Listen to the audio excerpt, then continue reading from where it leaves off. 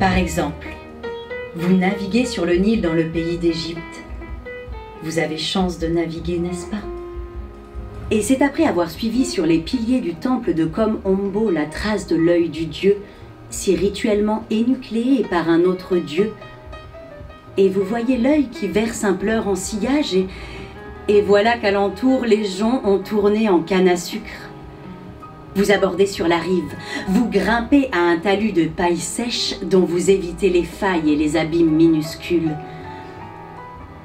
Tous ces langages consument ensemble.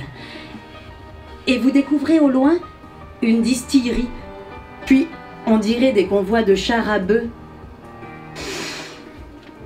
Pour respirer le vesou ensucré, brûlé.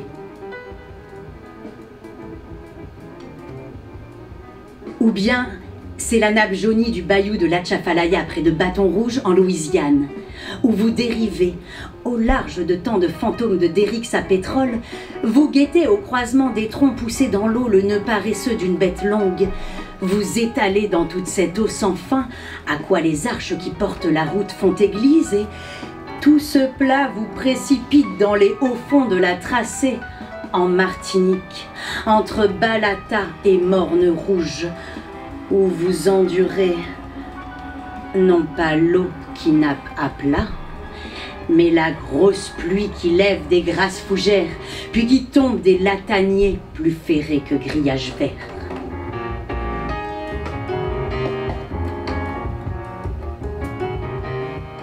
Ou bien, vous errez somnambulique aux abords de l'église Saint-Germain-des-Prés à Paris et vous vous arrêtez au banc de la place Fürstenberg où les clochards locataires vous rançonnent chaque soir avec une si désinvolte et inventive constance.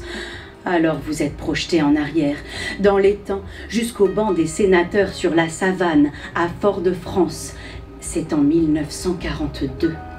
Où Colino et les autres se rallient à chaque fin d'après-midi pour recomposer l'univers et présager à grands ballants le destin de chacun.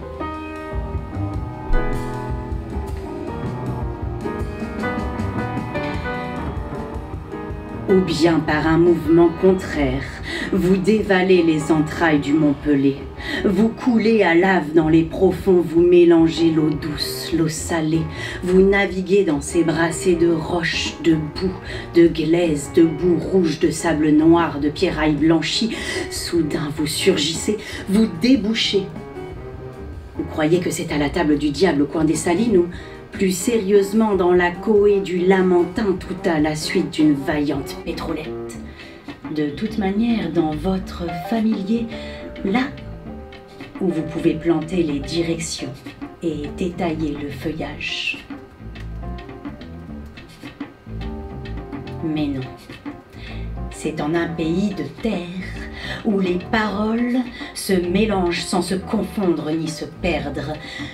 Toutes les langues du monde, connues et inconnues, plus étendues que le désert tant innommable, ou plus concentrées qu'une graine de roucou.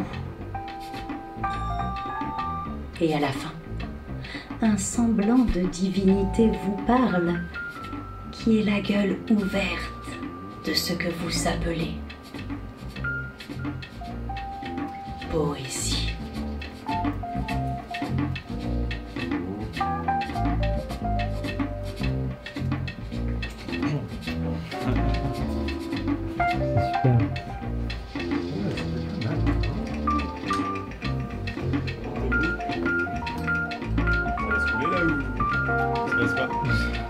Ja.